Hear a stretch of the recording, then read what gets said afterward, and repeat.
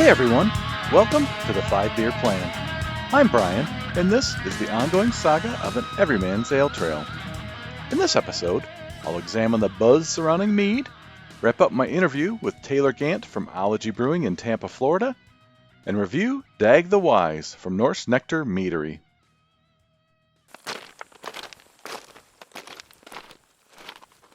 In this segment of Tales from the Trail, I'm going to convince you that mead is not just the nectar of the gods. Certainly, you've heard about mead, read about it, or even seen it consumed in television or movies. Typically, you'll see a bunch of Vikings sitting around throwing down the mead. The reason for this is based in Norse mythology, and Viking culture is deeply rooted in this lore. Wikipedia tells me this about mead and its origin. In Norse mythology, Kvasir was a being born of the saliva of the Aesir and the Vanir, two groups of gods. Extremely wise, Kvasir traveled far and wide, teaching and spreading knowledge. This continued until the dwarves Falahar and Galar killed Kvasir and drained him of his blood. The two mixed his blood with honey, thus creating the mead of poetry, a mead which imbued the drinker with skaldship and wisdom, and the spread of which eventually resulted in the introduction of poetry to mankind. I'm not sure this was ever a story that I read as a kid in the now classic Dollery's Book of Norse Myths. Well, like the horned helmets of the Vikings, this is kind of a misnomer. The Vikings often get credited for inventing mead thanks to popular TV shows and books. There are many cultures with historical references to mead, including China, India, Greece, and Egypt. Historians even suggest that mead may have been discovered as far back as 20,000 BC in African bush tribes. There's an old lore that says people noticed bears acting funny after drinking from a puddle where a beehive had fallen and decided to take a sip. I guess they got buzzed from that experience. Anyway, we don't actually know who was the first people to develop mead, but the bottom line is that this is a historical beverage, which is pretty cool. The word mead comes from an Old English word, meadu, which means fermented honey drink. From a modern brewing perspective, mead is quite simply made from water, honey, and yeast. It is fermented using the honey instead of grain. Some even refer to mead as honey wine, but there are typically no grapes used in the fermentation either. I suspect that part of the reason mead has been referred to as honey wine is that the ABV can range anywhere from 3.5% all the way up to 20%, which puts it pretty squarely into wine territory. Just like craft beer, there are so many different styles of mead, and this is yet another reason for the craft beverage lover to be hoppy. Some of my favorite styles are the Melomel, which has fruit added, the Hydromel or Session mead, which has more water and a lower ABV, the Sizer, which uses apples in the fermentation, or even the Metheglin, which employs spices. Even my wife enjoys a few sips of mead when the opportunity arises. Frankly, there is something for everyone. To put into perspective just how special honey is to mead, think about this the next time you're enjoying a glass. Depending on the recipe and the desired outcome, it takes anywhere from 1 to 5 pounds of honey for each gallon of finished mead. So of course, honey comes from bees. And though they work hard, the average worker will only produce 1/12 of a teaspoon of honey in her lifetime. They do this by improving upon a plant product called nectar. The honey we eat is nectar that bees have repeatedly regurgitated and dehydrated. So this means that 12 bees will produce 1 teaspoon of honey. Many factors affect the honey yield, but on average, a bee colony can produce 30 to 60 pounds of honey in a year, though an overachieving colony could produce up to 100 pounds of honey. The beekeeper needs to be careful when harvesting the honey. Enough needs to be left behind for the bees to be able to use as food to survive the cold winters. A couple of my favorite meaderies are Four Fires in Toledo, Ohio, Norse Nectar in Kalamazoo, Michigan, and Garage East in Tampa, Florida. There are several others in the tri-state area, though I have yet to really explore them. While doing research for this episode, my wife and I visited Four Fires. We sat down at the bar like we always do because we usually strike up a conversation with a new friend or two. Well, this visit was no exception. As we started talking with Jessica and Price, we found out that they were visiting the Midwest from Alabama, celebrating their 16th wedding anniversary. They are craft beer enthusiasts as well, but chose visiting meaderies Since the 16th anniversary is the so-called wax anniversary, and since bees produce both beeswax and honey, a mead celebration was appropriate. What a great story and so creative. So Jessica and Price, cheers for this milestone. As an aside, National Mead Day happens to fall on the first Saturday in August every year. So on August 5th, stretch your palate and go share a glass of mead with a friend or two. In this segment of Homebrew Hijinks, it's time to kick off the next brew. Since this would be a close clone of what I had brewed in my first project using an extract kit, I needed to get an equivalent grain bill to fit the recipe. As I mentioned, Northern Brewer had the equivalent all-grain recipe available online. So compared to the first time around, this recipe uses pale two-row malt and light caramel malt for the mash. I also added a few ounces of rice hulls just to prevent the contents from clumping together. I mixed it up really well before placing it into the bag. And it deserves a mention again. The brew-in-a-bag method really works well for a novice homebrewer such as myself. It simplifies cleanup and minimizes the loss of wort prior to the boil. So using online calculators, I determined what my mash and water volume should be and warmed it on the stove in my stock pot. Once I was up to temperature, I removed it from heat and placed my bag in the pot, making sure that all the grain was covered. I then covered the pot and placed it in my oven on warm just to maintain my target temperature of 154 degrees Fahrenheit for the 60-minute mash-in process. About every 15 minutes, I checked the temperature just to make sure that it was steady. With about 15 minutes left, it was time to get my sparge water up to temperature once the mash was completed. The sparge step is used to rinse as much of the sugary content from the grain as possible for the wort. The sparge water needs to be a bit warmer than the wort to ensure that it does not cool off too much. In my case, the sparge water calculation came up to be 170 degrees Fahrenheit. I pulled my pot out of the oven, placed it on the stove, and removed the lid.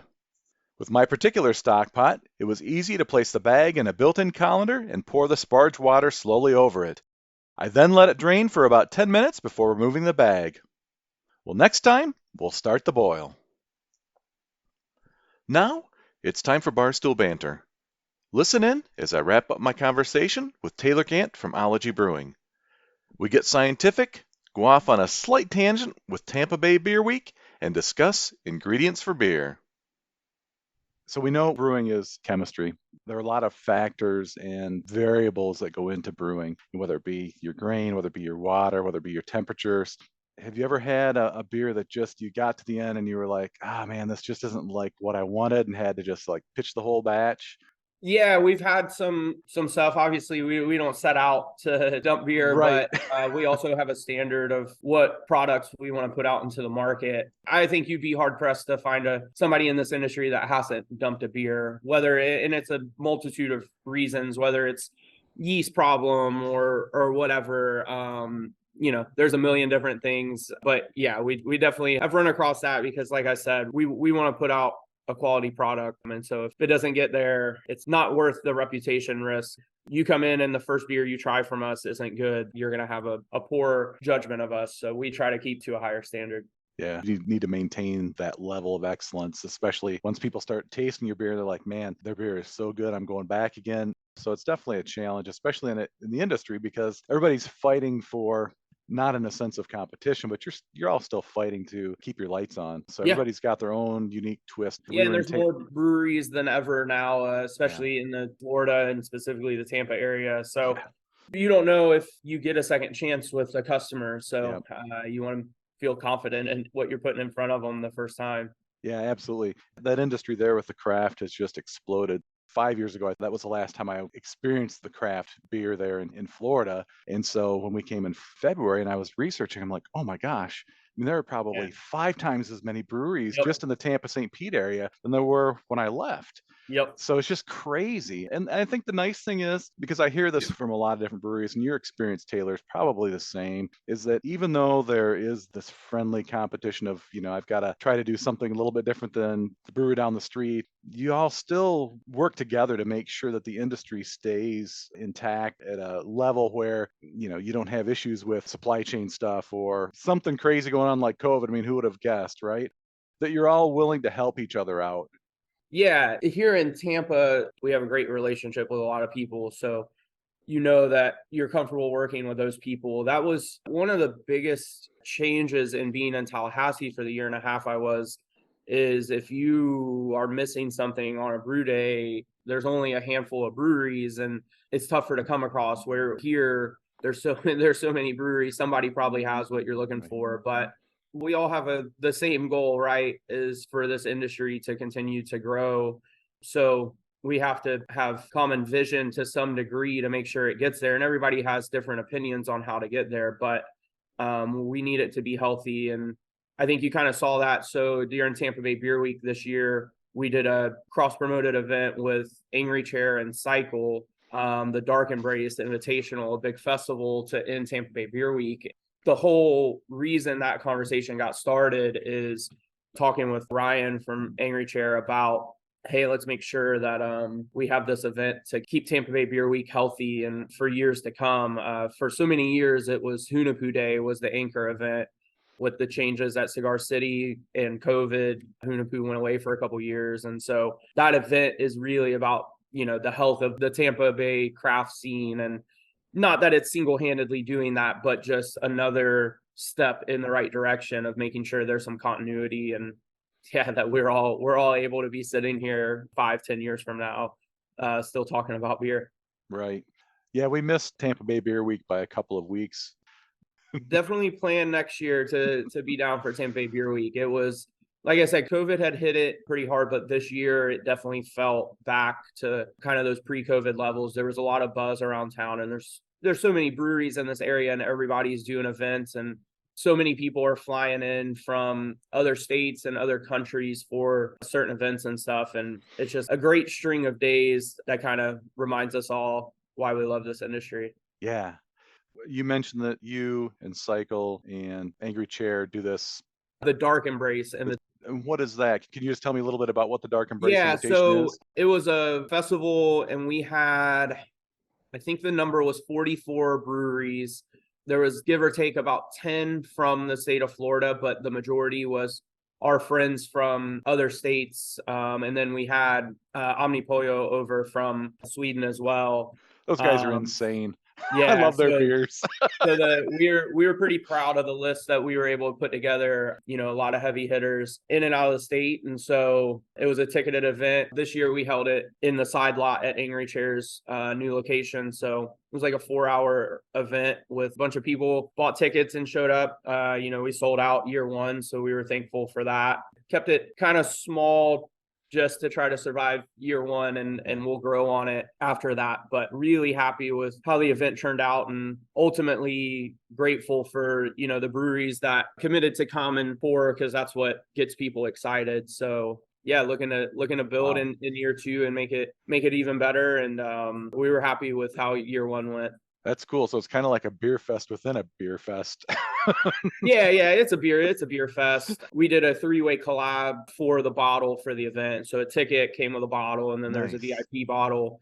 And it was interesting, it was our barrel aged beer, Angry Chair's barrel aged beer, and Cycle's barrel aged beer blended together and treated. And we were all really excited with how that turned out. Hopefully, people that got the bottles feel the same way, because you never know what to expect. 3 different stout bases, but I thought they played together really well, and really happy with how that turned out. So it's almost a cuvee of sorts then Yeah, by blending the yeah, three kind together. of. Very cool. What is your favorite style of beer to drink? I generally trend hazy. That's what I'm drinking right now. Okay. Like everybody else, I'll drink lagers all the time as well. I used to drink a ton of fruited sours. As I've gotten older, my body disagrees with that. So I'll drink small amounts of fruited sour, and I'll same with barrel aged stout. I have a couple ounces and appreciate it. I'm not looking to drink 10 ounces of stout. I found that as well as I've gotten older is that there are certain styles of beer and there are certain profiles in beer that just really set my stomach off. Kind of sucks getting old. Yeah, yeah, it does. So speaking of the whole fruited sour thing, when we were there, But you had some sours on. Crack me up, okay? You got the Jelly of the Month Club, the mixed Yeah. fruit. You've got the Save the Neck for Me, Clark. So I'm a huge Christmas vacation fan. So is that Okay. something you do every year, or is this just specific? I think this was the second year we've done it. That comes from Nick. He'll tell you that he doesn't like the movie, but I think he watches it every year with his wife's family. It's research. Yeah, it's research. In the beginning stages of Ology, I think Nick's idea was to keep all the beer names science related. But when you put out a new beer every week, it's hard to come up with names. So I think he's let it go a little bit and let it spread out. We still have some science-y stuff, but it's all over the place name-wise now. Yeah, I noticed that actually when I was in the tap room that you have kind of the hexagon shape Yeah. components on your walls. I was like, oh, it seems kind of chemistry like. I don't know if that's the intent or not. Yeah, So yeah. It's so the name came from Nick's father and grandfather both studied like the sense of taste and smell. Think of ology like study of. It's science based as beer is, but eventually you run dry on some science names and you've got to branch out a little bit. yeah, that's cool. I like that name too. The background behind it. That's awesome. Do you have any least favorite styles of beer? Ooh, I am not a big fan of smoked beer. There's plenty of people I think that would disagree with me, but that is not my thing. I want to eat smoked food, not drink it. I've heard that with a couple of interviews now. Some of the brewers like, yeah, I just don't like the smoked beers, the Rauch beers, the Brzezinskis, just don't like those. Yeah, So it's a polarizing thing. The people that love it, but I think I'm firmly in the other camp. I like to try everything and anything because sometimes you stumble upon some things Yeah, that are yeah, pretty for sure. tasty. I think that's the other thing of the craft industry, and because you have, gosh, I think the latest statistic that came out was that every person is within 10 miles on average away from a craft brewery. I mean, that's insane if you think about the Yeah, size of our country. So I think that's the nice thing also about the growth of the industry over the last 5 years, 10 years is that you don't just see, I mean, it's always nice to see consistent styles from place to place, but you see such great variation depending on what somebody likes in their food, what somebody likes in their drink. Everybody's got their own, little bit of a twist. And I yeah. and I love that about the industry. Yeah, for sure. Even within the hazy IPA, everybody is making that now. Nick was very good at early on. He identified that he really enjoyed those styles, and Sensory Overload was born out of that. He was making that beer before Ology even existed. He was Okay. homebrewing that beer, and so I've always respected what Nick's been able to do with hazies, and it's different. Some people drink it, be like, oh, they're all the same. But even here in town, between us and Magnanimous, I think people would tell you both great hazy beers, but ours trend a little drier because that's where Nick's palate was. And I think I like it. But also, I like a ton of Magnanimous's beers that finish a little bit higher. And so, just those variations within the same style, us and Magnanimous could brew the exact same beer, have the same idea for the beer, and theirs is going to be a little bit different than ours. And that's kind of the beauty of the industry, right? Is you see Yeah, the nuances between different breweries and different ideas. absolutely. So I've been trying to do a little bit more research on, what makes a hazy and that sort of thing. So I know it's a lot of it's the unfermentables, the proteins that are not fermented out, that are kind of lingering and holding on to all that good stuff that's in your beer. Do you use a lot of flaked oats? We'll use oats and wheat, and a lot of it lately, there's so much happening with hop products and yeast. So there's genetically modified yeast now that we work with that we really like, that can process thiols, that throws off this huge tropical fruit flavors and stuff. And so it's really interesting to see as the industry progresses, the science progresses as well, and that's why we're always chasing. There's Yeah. always a new product to try, and some of it for the better and some of it not, and you try it and see how it incorporates into your general idea, and always evolving. That's another aspect too, thinking about yeast and how that can really affect flavor, aroma. English yeast are a little bit more sluggish compared to the American yeast strains as far as fermenting things up. What brand of yeast do you typically use for your products there, or do you use a number of different sources? So generally for our hazy stuff, we've switched over to Berkeley yeast out of California. They have a London strain that Nick and I really liked the results of. Okay. We bounced around for a little bit, but that's where we've fallen. We really like what Berkeley's doing with their stuff. Yeah. So the second beer I brewed was a fruited sour. So when we were in Florida, the hosts we stayed with grew their own passion fruit.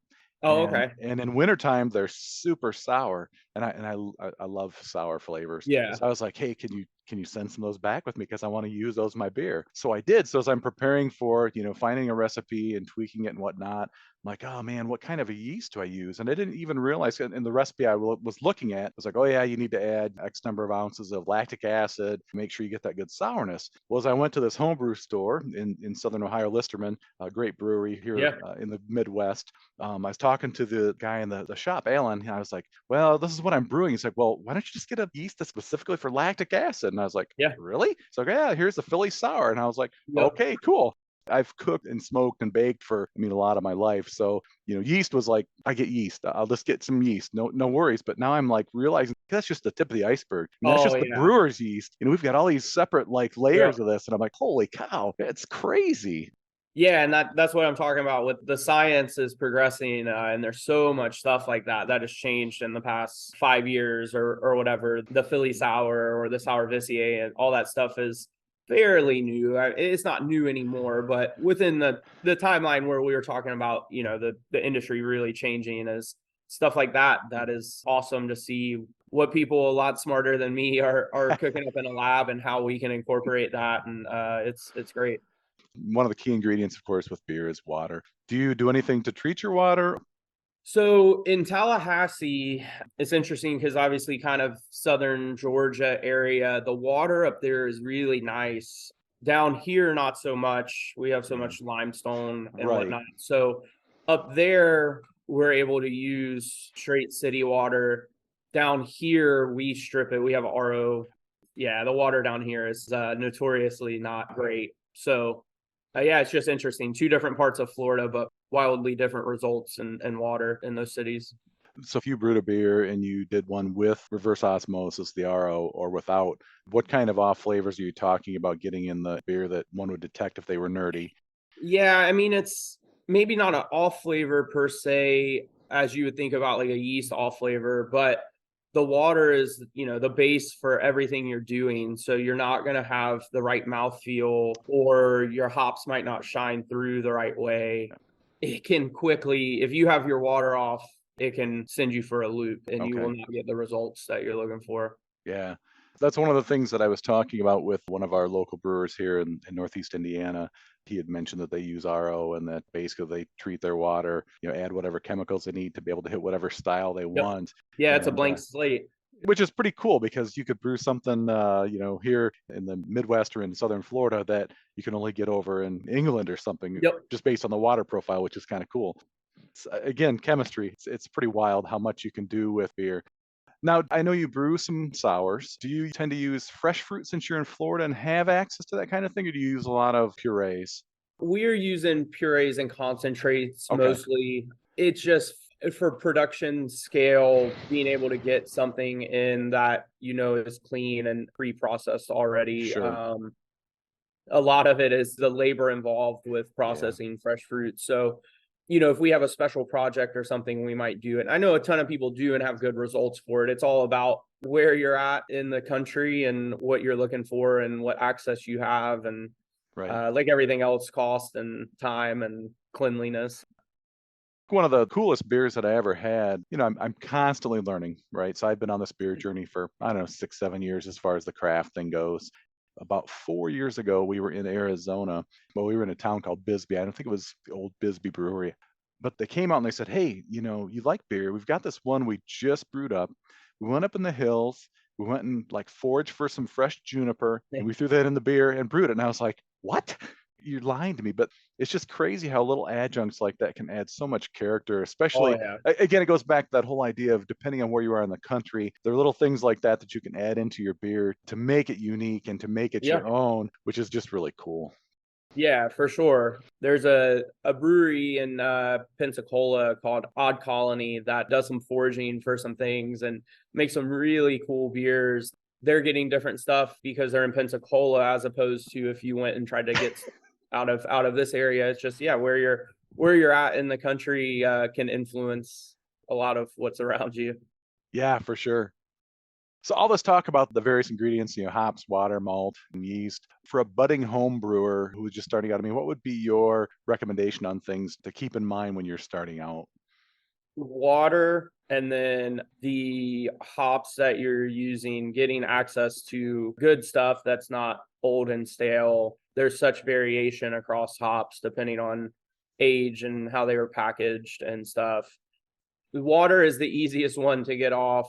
And so, yeah, starting with RO is an easy answer, especially on a smaller batch, because there's not a ton of costs associated with it. And then just, yeah, getting the best quality ingredients that you can. We're lucky when I started homebrewing here in Tampa, we have a homebrew store called Southern that a bunch of people use. And so they generally have fresh stuff. But I know that's not always the case for everyone across the country. But now on the internet, you can order stuff, and generally you can find stuff that is basically the same as what we're using. Even the yeast, you can buy homebrew size pitches of the yeast and whatnot. So it's hard to make something of high quality with low quality ingredients. Going back to kind of what we were talking about with just how cool the brewery industry is, I had interviewed a owner and head brewer from a place in Kalamazoo, Michigan called One Well. That first home brew I did was from a kit from Northern Brewer, and it sat for 2 years. And I was mentioning the toying with the whole idea of doing this kit, and the head brewer was like, "Listen, the first thing you need to do is make sure you get fresh yeast and fresh Yeah. hops, because he said those things degrade so quickly. He said it'll be Yep. makes such a huge difference." And then he said, also, he said, "I'm going to give you my phone number. If you have any questions, give me a call." And Yeah. I'll be damned, I'm in the middle of this. I'm struggling. I'm like, in my first brew, I'm like, "Oh, I don't know what I'm doing. Am I doing this right? I've got this yeast. What do I?" And he's like, "Listen, just calm down. It'll be fine. Yeah. Just Take a just deep pitch the breath. whole packet. You don't need to measure out. Just pitch the whole packet. If it eats it fast, it's fine." And that was really cool to have somebody like me who I enjoy beer, I know beer, starting out with my own first home brew and having this guy say, "Hey, I was there once, and I'm happy to help you." It just was Yeah. a really cool thing. Are there any beers out there that you've always wanted to try? Ah, man. I feel like we got so influenced here in Tampa by the stout craze that I've been lucky being in this area to try a lot of stuff. There's some stuff I would love to make it to Cantillon one day straight from the source Yeah, and try some stuff. I've been lucky to have a lot of it, but it'll hit different when you're sitting there on site. So right. that's probably one that is on the list for me that hopefully I can make it to. Yeah, that's a great bucket list goal. One last fun question for you. If you were a beer, what style would you be and why? Cool. Probably a fruited sour, a complex fruited sour, a little bit of sweet, a little bit of sour. Okay. Well, hey, I really appreciate you spending extra time today and talking on the phone, and I look forward to getting down there again and having some more of your beer there. Yeah, for sure. Let us know when you make it back down here. And like I said, put Tampa Bay Beer Week 2024 on your calendar. And yeah, let us know when you come down, man. We'll be happy to see you. And thanks for having us today. Yeah, absolutely. Thank you, Taylor. Appreciate it, man. Yeah, no problem. Thank you. Last call. It's nearly time to wrap things up, but first, one more for the road. This episode, I'm drinking Dag the Wise from Norse Nectar Meadery. I purchased this at their Valhalla Tasting Room in Kalamazoo, Michigan. Without further delay, so this is a 10% ABV blueberry apple melomel style mead. I've had a few meads from Norse Nectar in the past. My favorite is probably the Holy Grail, which is a raspberry mead. Okay, so I pour this into the glass. I'm using just a small taster size glass, and it pours kind of a deep grape color. It's definitely got that honey fermented aroma on the nose. It's got kind of a thick look to it. So first sip impression here. So it definitely has the apple forward kind of flavor with it. Getting just a little bit of the blueberry on it, more or less in the tartness and the bitterness on it. When it hits the palate, it's got a nice kind of a full body to it. It's really smooth. This one isn't overly sweet. Again, I think partly because it's a blueberry instead of some other fruit that could be used as such. The first sip you'll find with mead, especially if you've not had mead in the past. Honey tends to give you more of a kind of a burn as it goes down because of the higher ABV. And I'd say that that's one of the things that I notice most often with your typical meads is that there is a little bit more of that burn that comes with the higher alcohol. Now, again, this is a 10% mead. I don't expect the flavor profile or the aromatic profile to change much over time compared to some other meads that we've had, which are super complex. I mentioned before that Garage East is one meadery that we've been to that has some super complex meads that have layer upon layer upon layer of flavor. This is really good, though, especially for a hot summer day. So I would personally probably like my mead slightly sweeter, perhaps, but overall, this is a nice mead. I would give this one 3.5 tasters out of 5 on the flight board. Skål, Norse Nectar! Well, if you've got a beer you'd like me to drink and describe, leave a comment below. If you're a brewer and have one in mind, direct message me on Instagram and let's see what we can do. Well, that's all for this episode of the 5 Beer Plan. With so many podcasts out there, thanks for choosing to listen to mine. Join me next time for an Aussie-themed segment of Looking for Lupulin, get my hop schedule kicked off on my latest homebrew, and roll out the first half of my conversation with Cody Moon from Science Project Brewing. Remember to hit the subscribe button to be notified of new episodes. I'd love to hear from you, so please follow me on Instagram, 5beerplan2022, and leave a comment to let me know what one of your favorite meaderies is. Be sure to support your local breweries, choose your beers wisely, and drink them responsibly. Until next time, keep walking your ale trail, and stay thirsty, my friends.